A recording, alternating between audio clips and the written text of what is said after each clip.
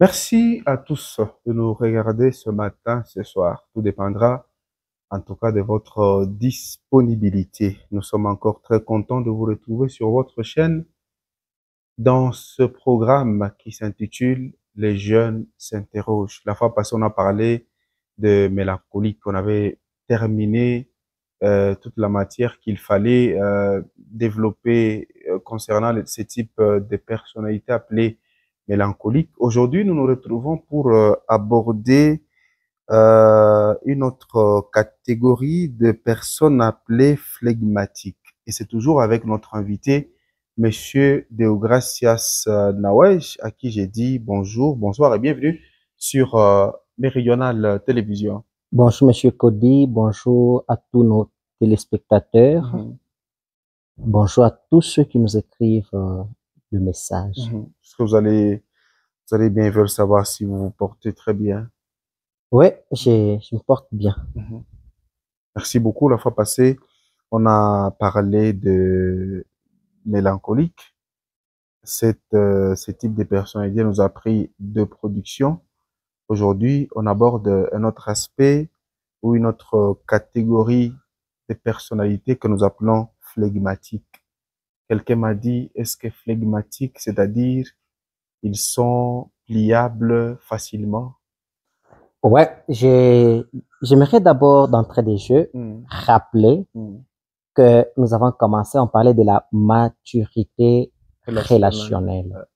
Ça veut dire, de là que nous avons commencé jusqu'ici, au fait, ceux qui nous suivent régulièrement peuvent se rendre compte des difficultés qu'ils rencontrent dans des relations avec eux-mêmes, avec les autres, et déceler directement le problème, c'est dire, ah, ok, c'est là que se trouve mon problème avec les autres. Ah, c'est ici que se trouve mon problème avec eux. Et c'est ça l'objectif, puisqu'on doit se connaître pour mieux connaître les autres, et cela va amener l'harmonie dans notre société.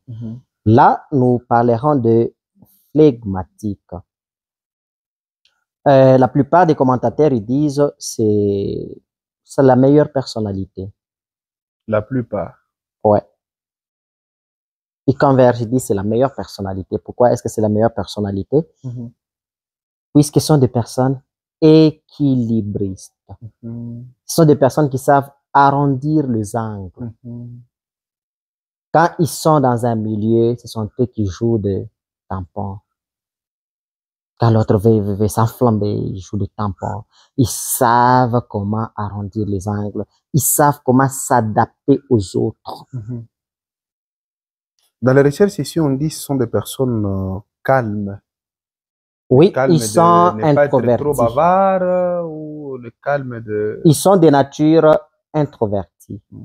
Parce que vous verrez que la fois passée, je vous avais dit que les deux personnalités qu'on a terminées, donc la personnalité colérique et la personnalité sanguine, c'était des personnes extraverties. Ce sont des gens qui exprimaient facilement leurs émotions. Ils ne cachaient pas leurs émotions. Mais par contre, quand on a commencé la personnalité mélancolique et flegmatique, je vous ai dit que ce sont des personnes introverties. Avec une personne flegmatique, c'est difficile d'abord qu'elle explose. Donc, tu peux être là en train de lui dire des choses qui énervent, mais tu le vois calme. Il chauffe de l'intérieur. Il contrôle tout ce qu'il doit dire comme mot. Ce sont des gens qui ne veulent pas de pression. Non, pas de pression. Ils veulent pas de problèmes dans leur vie. C'est tout ce qu'on peut dire. Ils évitent au plus le problème. Et cette façon d'éviter au plus le problème fait assez que ce sont des gens qui ne veulent pas prendre des responsabilités. Il peut être les gros diplômés de l'espace, mais il préfère que quelqu'un d'autre prenne la responsabilité. Pourquoi? Il dit être chef, ce sont des problèmes. Même quand vous lui dites chef d'avenir, il dit chef d'avenir, je veux pas. Puisque être chef, ce sont des problèmes. Ce sont des décisions parfois quand vous... Il y a des décisions à prendre, il y a des risques à prendre, et pourtant, un flegmatique veut vivre dans le repos.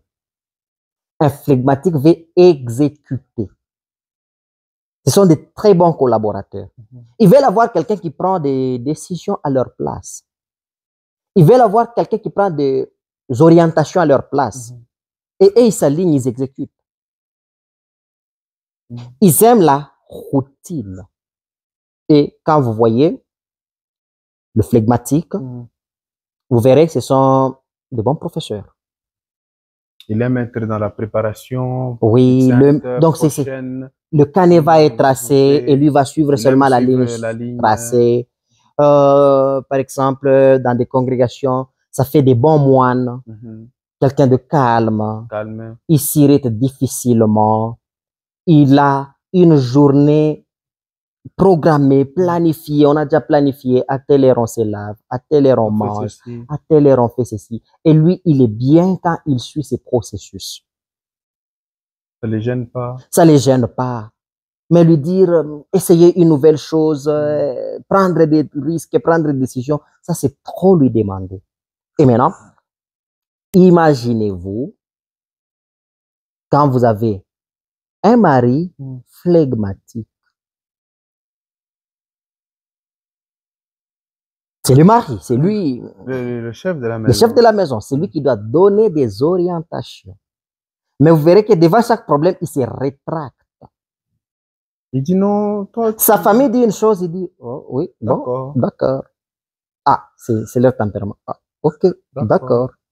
Sa femme dit quelque chose, il vient, il dit, ah, ok, d'accord. Il ne veut pas léser sa femme, il ne veut pas léser sa famille. Il aime être l'église au milieu du village. Il aime être l'église au milieu du village, ce qui n'est pas une bonne chose dans la vie. Qui soit au milieu du village. Une bonne église doit avoir son côté, et une bonne église est du côté de la justice. Vous avez dit qu'ils étaient trop dans la procrastination. Oui, cette tendance à ne pas prendre des décisions, des risques. Ils ne veulent pas prendre des risques. Ils ne veulent pas prendre des décisions. Oui, c'est ce qui sera décidé par tout le monde. Oui, oui, je suis d'accord. Ils ont dit, ah, bon, d'accord, je suis d'accord de ce qu'ils ont dit. Est-ce qu'ils ne sont pas des lâches? Attention, ce ne sont pas des lâches. Ce sont des personnes trop têtues. Quand tu les pousses au bout, ils s'entêtent et ils ne comprennent plus rien. Quand il est figé dans une position, tu ne sauras plus le reprendre. Ce ne sont pas des lâches, sauf que ce sont des gens qui ne veulent pas de problème. Ils ne veulent pas léser. Ils ne veulent pas faire du mal à personne. Donc, vous pouvez les léser plusieurs fois, ils supportent. Ils supportent, mais quand vous les poussez au bout, c'est fini. Là, ça sera plus intéressant. Vous n'allez pas, vous n'aimerez pas sa réaction. Vous regretterez vraiment. Vous ne comprendrez pas que c'était cette personne qui était calme, équilibrée, puisqu'il va, il peut aller dans tous les sens. Dans tous les sens, il peut aller à l'extrême. Puisque d'habitude, ces genres de personnes, comment est-ce que vous les découvrez? Quand vous êtes en train de discuter, plus il s'énerve, plus sa voix baisse. Plus vous l'énervez, sa voix devient de plus en plus petite. Quand tu as un mari dans la maison, plus tu l'énerves, tu sens que sa voix diminue davantage puisqu'il y a le sang, il y a les sanguins, il y a les colériques. Quand tu l'énerves, c'est Mais lui, il est plutôt, plus il se fâche. Plus il se fâche, plus il perd la voix. Et si vous n'êtes pas sage, vous ne vous rendrez pas compte qu'il est fâché. Ce sont les gens de son milieu qui vont vous dire, attention, il est fâché. Sinon, par contre, ils vont dire, ah, ok, lui des bêtises, ah, ok, d'accord, ah, ok, on s'excuse. Mais intérieurement, il est fâché. Alors, la procrastination et la paresse se développent chez eux. Comment? Puisque ce sont des gens qui aiment le confort. Et s'ils ne veulent pas améliorer ces côtés confortables, ils finissent par devenir des vrais paresseux. C'est comme ça, vous trouvez même dans des maisons où vous avez un mari qui est flegmatique, qui a laissé la femme diriger la maison. Il n'est pas trop dans les détails. Il n'est pas trop. S'il travaillait dans un bureau, sitôt qu'il a perdu le travail dans un bureau, il ne sait pas aller prendre les risques et faire un autre travail, puisque eux, ils ne sont pas trop dans le travail dur. Non, non, non, non. Des choses lourdes, tout non, ça, non, c'est non, pas non, leur non. truc. Non, non, c'est pas leur c'est truc. plus l'administration. L'administration des intellectuels. C'est ça, quand vous planifiez des choses. Donc, quand il y a des gens qui planifient pour eux et ils viennent, ils exécutent. Ça, mais quand vous lui dites d'entreprendre, de prendre des risques lui-même, de faire une proposition, il peut vous faire des propositions de loin, mais lui-même toucher à la patte comme ça, non. Il peut même souffler la proposition à son ami. À son ami, et son ami porte le projet. Et lui reste malheureux. Et quand vous avez un mari pareil, dans un premier temps, c'est bon. Pourquoi? Puisque, bon, vous avez quelqu'un qui ne vous contredit pas. Il accepte tout ce que vous faites. Mais vous arriverez à un certain moment que c'est vous qui prendrez maintenant la charge de toute la maison. Et pourtant, la manière dont le Créateur a fait la femme doit avoir une épaule sur laquelle s'appuyer. Et si cette épaule veut aussi s'appuyer sur la femme, c'est compliqué. Et ça devient plus compliqué puisque si c'est flegmatique et né soit fils unique ou bien au milieu de plusieurs femmes, ce sont ses grandes sœurs qui prenaient les décisions à sa place. C'est sa maman qui prend souvent la décision à sa place. Ce qui fait que vous avez un garçon, c'est sa maman qui dirige sa maison. Donc, la famille peut lui dire, cette femme, non, on ne la trouve pas correcte. Ah, d'accord. Ah, d'accord. Si la famille a dit. Est-ce qu'il ne tombera pas dans les choses dont on a déploré pour les sanguins, je crois, qui ils promettent des choses au même moment aux gens? Non, non. Et ne sont pas du genre à promettre des choses. Parce que si la famille dit par exemple que non, cette femme, non, on ne la veut pas. Oui, effectivement. Ne voulant pas blesser la famille, il accepte. Les larmes de ne la voulant femme, pas blesser la famille, il accepte. Ne voulant pas blesser la femme, il la accepte. garde. Il garde la femme et il garde sa famille. La famille que c'est déjà terminé. Il continue à garder sa femme. Et en même temps, il perd le temps de sa femme. C'est là la procrastination même. Donc, non, non, on va voir, on va attaquer ces problèmes, on va affronter. Non, au moment favorable, au moment opportun. Tout ça. Quand vous lui demandez, oui, il y a tel rendez-vous, vous lui donnez des convictions, il dit, ah, d'accord, on verra, on va venir. Et après, il ne vient pas. C'est le fait de ne pas savoir prendre une décision. Ces gens ne sont pas dans la catégorie des indécides. Ils sont dans la catégorie de ceux qui remettent à demain. Ça veut dire, ils remettent à demain. C'est la procrastination. Ça prend du temps. Oui, ils remettent à demain. Nous ferons telle chose, oui, nous la ferons. Et puis, plus rien. Demain, non, on fera demain. Non, cette fois-ci, non, on fera demain. Ils repoussent. Tout ça, c'est par peur de prendre une décision, c'est par peur de prendre un risque. C'est comme ça que vous trouverez quelqu'un qui ne veut pas se marier. Sont-ils des peureux? Ils évitent des problèmes. C'est ça même leur défaut, c'est leur faiblesse. Ils évitent des problèmes. Ils veulent être bien avec les gens, ils ne veulent pas de problèmes. Lui, il veut être bien avec les gens. Il veut être, c'est les garçons gentils du quartier, c'est les garçons doux du quartier. C'est le serviable du quartier, il est ordonné, mais vraiment, il veut pas de problème. Parfois, l'exemple même des autres, quand on est en réunion en famille, on vous dit... C'est lui, voilà, il est calme. Les garçons de tel papa, imitez tout ça. Il est calme, un calme. Mais vous sentez qu'il ne prend pas la décision. Mais il peut suivre la décision si on a pris pour lui la décision par quelqu'un d'autre. Ah, d'accord. D'accord. Mais ce sont des fauteurs de troubles parce que si on ne sait pas dire non et dire oui à quelque chose, je crois que dans la société, ça devient compliqué. Non, par contre, les gens... On considère même comme une personne assez mature et responsable. Ce sont des gens... Vous aimeriez avoir de telles personnes. Ces côtés faibles, c'est un côté qui peut s'améliorer. Pourquoi est-ce qu'on en parle ici? En faisant quoi? C'est parce que la personne doit veiller sur ces problèmes-là. Elle doit apprendre à prendre seule des décisions. Par exemple, tu dois aller travailler. Et ce qu'il faut mettre en tête, c'est que l'unanimité est difficile dans la vie. Il sera difficile de mettre les gens d'accord, tout le monde d'accord. Si le Créateur lui-même, qui a fabriqué, qui a créé l'homme, qui l'a façonné, qui a mis son souffle, qui a tout mis autour de l'homme afin que l'homme vive normalement. Il y en a qui sont athées. Hein? Il y a ceux qui sont contre le Créateur. Il nie même son existence. Il nie même son existence.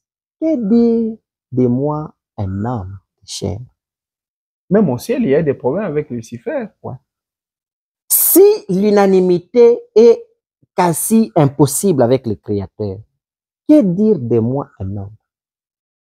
Mettre tout le monde d'accord, tu attendras longtemps. Tu ne te marieras jamais. Tu ne trouveras jamais une femme dont ta grande sœur va apprécier, ton petit frère va apprécier, ton papa va apprécier, ta maman va apprécier, ta tante va apprécier. Tu ne trouveras jamais un homme pareil, tu ne trouveras jamais une femme pareille. Si tu attends que tu arrives à mettre tout le monde d'accord, tu perdras le temps. choix que tu as opéré. Tu seras toujours une personne qui remet à demain ce que tu dois faire aujourd'hui en attendant que les gens soient d'accord. Ils ne seront jamais d'accord. Ils ne seront jamais d'accord. Et vous voyez, une telle personne, je parle de personnes pour que les hommes ne se disent pas, mais vous parlez seulement de nous, mais il y a des femmes aussi comme ça. Vous êtes sexiste. Ce sont des gens qui encaissent facilement le coup. Le mauvais comportement de son chef. Vous verrez que c'est lui qui sait supporter facilement son chef. Pourquoi? Oh, il ne veut pas de problème. Même quand le chef lui manque de respect, bon, il met bas la terre. Bon, il relativise. Vous dites, bon, non, c'est pas grave. Ça peut arriver. Ça peut arriver. C'est normal. Bon, au fait, il ne voulait pas dire ça. N'exagérez pas aussi. N'exagérez pas. Ce sont des gens qui contrôlent ce qu'ils veulent dire. Ils contrôlent leurs gestes. Des diplomates? Ouais, des bons diplomates. Des bons diplomates. Ils savent devenir petits. Pas puisqu'ils sont petits, puisqu'ils veulent pas seulement qu'il y ait le trouble. Ils savent se taire quand il faut. Ils savent parler quand il faut. Ils savent contrôler les mots qu'ils prononcent. Ils disent pas des termes... Non. Qui peuvent choquer. Non, ils veillent à ce que leur façon de parler n'arrive pas à choquer. Vous avez rencontré des gens comme ça? Ah, j'en ai rencontré. Je connais un. Bon, vous pouvez le gronder. Mais si tu l'humilies, sache que il fera ce que lui a pensé faire. Si tu veux profiter de sa façon d'être équilibré, tu veux les manipuler, tu regretteras toute ta vie. Si tu peux les gronder, il dit d'accord. Mais à la fin, il finira par faire ce qu'il veut. Comme vous les avez déjà rencontrés, quelle était votre, qu'est-ce qu'on va dire, votre appréhension ou votre entendement de ce type de personnes? Ce que j'ai aimé avec eux, d'abord, sont des gens calmes. Quand vous travaillez avec lui, c'est quelqu'un calme, vous n'entendez pas au service où il a des problèmes avec tel, il est fâché contre tel. Non. Il supporte le bruit des autres comme ils sont calmes, parce que quelqu'un qui est calme, il n'aime pas qu'il soit dérangé. Bon, quand les autres font des bruits, il est calme. Vous verrez qu'il se prononce difficilement. Quand il doit se prononcer, c'est dans un petit cercle de gens qui sont habitués à lui. C'est maintenant avec ces gens-là que tu trouveras. Il rit facilement. Il est détendu avec ces gens-là. Mais quand il est en public, il ne connaît pas des gens, c'est un monsieur calme. Non seulement il est calme, même quand vous voulez éclater. Je connais un, qui est d'ailleurs un de mes collègues. Il est imperturbable. C'est le terme qu'il faut. Tu peux venir avec ton feu, tu peux venir avec ta colère, tu peux venir comme tu veux. Depuis que je l'ai connu, je ne peux pas compter 3 fois où je l'ai entendu exploser. Mais ça fait des années que je le connais. On peut lui manquer du respect, il est calme. On peut l'insulter, il est calme. Toi qui l'as insulté, demain tu auras honte. Tu te diras sûrement quand on va se croiser, on ne va pas se dire. Il va me toiser. Bonjour, il passe. Tu sais pas, il était d'accord. Tu sais pas, il est fâché. Tu sais pas vraiment qu'est-ce qui se passe au fond de lui. et tu auras honte. Et prochainement, tu auras peur de lui manquer du respect. Difficilement. Mais si toi, tu veux profiter pour le manipuler, surtout les femmes, je vais m'excuser pour parler ainsi.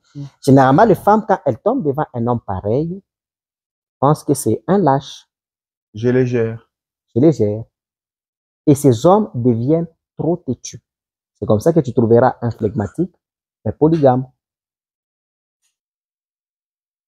Du fait que tu voulais le manipuler, tu voulais le piétiner, il s'est rétracté, il est ailleurs. Chez toi, il ne veut pas de problème. Il vient, il fait tout comme il se doit, il te prend en charge comme il se doit, mais il a une autre femme ailleurs.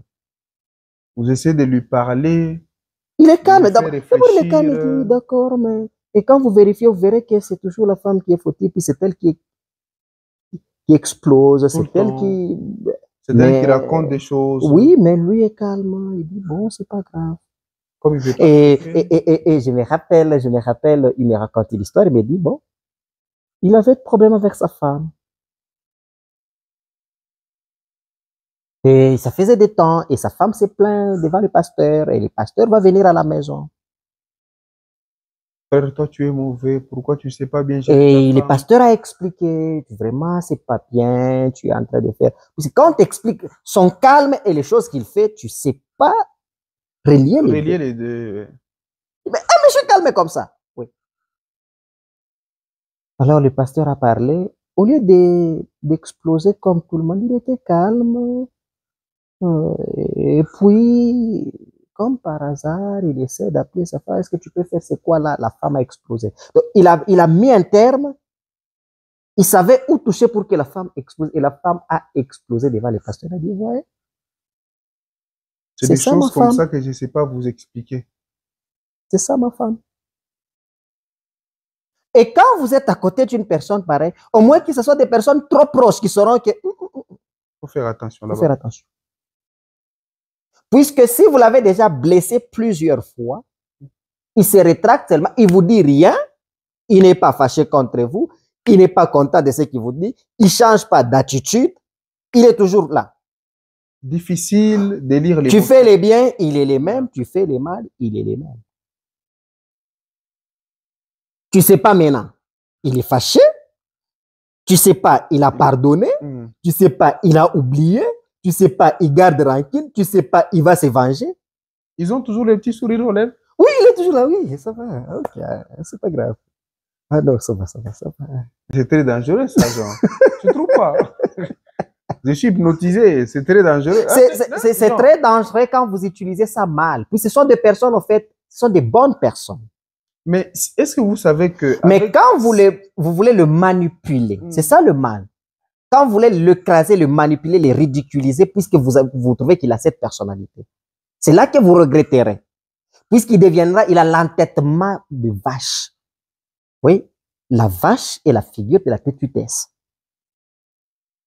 Et de tels gars, ils ont l'entêtement de vache. Et imagine-toi maintenant que c'est une femme, tu as ta femme, elle t'a attrapé, elle ne dit rien, elle prépare comme il se doit, elle ne te reproche pas. Tu vas manger. Elle t'a attrapé à quoi? Parce que là, il faut aussi éclairer. En flagrance. Elle t'a attrapé avec des messages désobligeants. Tu viens, tu expliques, elle ne dit rien. Elle te dit, d'accord, ça va. Tu trouves, elle est toujours souriante, elle est toujours calme. Tu te dis, qu'est-ce qui se passe? C'est-à-dire, les gens qui vivent avec le flegmatique et qui les ont déjà blessés, ce sont eux qui subissent maintenant la torture morale, puisque tu ne sais pas sa position. Je vous raconte une histoire, M. Degas. Moi, je connais quelqu'un, un homme, comme vous savez, les hommes sont très infidèles. Oui. Lui, il part, il revient, il part. Quand il rentre, sa femme l'accueille avec beaucoup de joie. Mon mari, bon retour. Qu'est-ce que tu veux? De l'eau chaude? Qu'est-ce que tu veux? La viande? Tu veux quoi? Tout ça? Bon, l'homme partait. 3 jours après, il rentrait. C'était la même attitude. Après un jour, il rentre. Il trouve sa femme joyeuse. Hein? Quand le mari rentre, tu vois, tu as fait des bêtises. On sait que d'où tu viens. Ça fait 2 jours que tu n'es pas rentré à la maison. Certes, tu as été dans...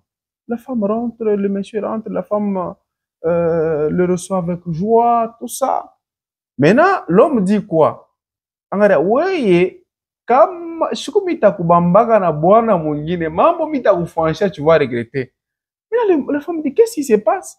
Non, tu ne veux pas être à l'aise comme ça. Les femmes aussi, bon, vous savez, on est habitué à la nature de la femme, elle est émotive. Ouais. Quand il y a un problème, elle s'enflamme en premier. Elle s'enflamme. Quand tu arrives en retard, tu sais déjà que le problème t'attend. C'est quand tu ouvres la porte, tu sens déjà dans la salutation que ça ne va pas. Tu n'es pas les bienvenus. Ah, je voulais dire une chose que je ne voudrais pas dire puisque je risque d'avoir des remarques après. Il y a une catégorie. Moi, je comprends. J'ai compris. Et j'essaie de garder ça top secret. J'ai compris. Il y a une catégorie de filles qui peuvent prendre son transport, faire 10-15 kilomètres, venir te chercher pour te gronder. Pourquoi est-ce qu'elle t'a appelé? Tu n'as pas pris le téléphone. Elle parle, elle finit et puis elle monte, elle s'en va. C'est intéressant ça, Jean, n'est-ce pas? Et les hommes sont quand même à l'aise, puisque quand la femme, elle vient et parle comme ça, l'homme connaît quand même la position. Il sait que bon, ici, c'est comme ça, il peut gérer. Je peux procéder comme ça pour quand apaiser. Un homme rentre, on lui pose pas la question. Il est bien accueilli. On l'accueille normalement. On lui parle normalement. On prépare pour tout. Lui. Ah, je connais un flegmatique, monsieur. Sa femme m'a dit, mon mari, je ne le comprends pas. Quand je sors, il ne me pose pas la question, tu vas où? Quand je rentre, il ne me pose pas la question, pourquoi tu as traîné? Il ne m'appelle même pas pour savoir, je suis où? Que je déplace la télévision, que je laisse la télévision à sa place, ce n'est pas son problème. Et pour certaines femmes, elles pensent qu'il n'y a pas l'amour. Ouais, et pourtant, lui, sa nature, il ne veut pas de problème. Bon, peut-être qu'il t'avait déjà dit, tu n'as pas compris. Bon, finalement, il s'est rétracté. Il t'a dit, tu as donné ta raison, il a compris, il a compris. Soit il s'est dit, bon, finalement, si je commence là, on risque de créer des problèmes. Et pourtant, lui, il ne veut pas de problème. Et comme il ne veut pas de problème, il reste dans son petit coin. Et je vous assure que c'est traumatisant quand on vit avec des gens qui ne vous font pas des remarques. Alors, la femme va se mettre et dit à son mari, d'accord, aujourd'hui, c'est l'anniversaire de notre mariage. Dis-moi. Qu'est-ce que tu veux? Qu'est-ce que tu me reproches? Ah oui, sur cette question-là. Non, moi. Il dit non. Donc toi, tu veux dire que depuis que nous sommes ici, ça fait 7 ans, tu me reproches de rien? Pas moi, personnellement. En tout cas, personnellement, je ne vois pas. Mais la femme se rappelle que c'est elle qui brûle chaque fois quand il revient tard. Elle compte demain, il revient encore tard. Elle parle. Le lendemain, il revient encore tard. Elle parle. L'autre jour, il revient encore tard. Elle parle. Lui, il ne s'enflamme pas. Alors, j'ai dit à la femme, écoute, comme il sait que toi, tu parles, cette fois-ci, je vais te donner aussi une méthode. Il rentre en retard, il rentre avant, tais-toi, reçois-le comme il se doit. Il me dit, comment ça, mais il arrive à 23 heures. Je dis, ouais, quand il arrive à 23 heures, depuis que tu as commencé à parler, il vient aux mêmes heures. Il ne te répond pas, il ne se fâche pas, il n'est pas content, il ne te dit pas ce qu'il pense par rapport à ce que tu lui dis. Cette fois-ci, toi aussi, il ne dit rien. Quand il vient, accueille-le seulement. Il est venu tard, la femme. Ah, merci chérie, oh, bon retour, la nourriture. Les gars mangent. Deuxième jour, troisième jour, le gars dit, qu'est-ce qui ne va pas? Qu'est-ce qui s'est passé pour... Tu te mets déjà à l'aise par quelqu'un d'autre. Hein? Quoi? Non. Comment se fait-il que tu es devenu silencieuse brusquement? C'est quoi le problème? Bon, et finalement, c'était une opportunité de dialoguer. En résumé, monsieur Léogas. En résumé, je voudrais parler d'abord aux personnes qui se découvrent flegmatiques, qui ont ces caractères dominants. Ils doivent faire attention, ils doivent apprendre à prendre des risques. Ils doivent faire aujourd'hui ce qu'il faut faire aujourd'hui. Il ne faut pas remettre à demain. Ils doivent comprendre que la vie n'est pas toujours confortable. Dans la vie, on ne maîtrisera pas toujours tout. Dans la vie, il y a des moments où il faut prendre des risques. Dans la vie, on ne mettra pas tout le monde d'accord. Ça, c'est tout ce que moi je demanderais aux personnes flegmatiques. Tu n'arriveras pas à mettre tout le monde d'accord. Prends tes propres risques. Les problèmes arrivent même quand tu es seul. Les problèmes arrivent même quand tu es accompagné des gens. Les problèmes arrivent même quand tu as parlé. Les problèmes arrivent même quand tu te tais. Les problèmes arrivent même quand tu veux mettre tout le monde d'accord. Donc, les problèmes ne manqueront jamais. La deuxième des choses que je demanderais aux personnes flegmatiques, c'est d'extérioriser leurs sentiments. C'est quand même torturer les autres. On fait des bonnes choses. On fait des mauvaises choses. On ne sait pas quand est-ce que tu es content, quand est-ce que tu es fâché. Ça traumatise quand même l'autre. De l'autre côté, je demanderai aux autres personnes qui sont en relation avec des flegmatiques, ne pensez pas qu'elles sont des lâches. Ne pensez pas qu'elles sont des faibles. Ne pensez pas qu'elles sont des peureux.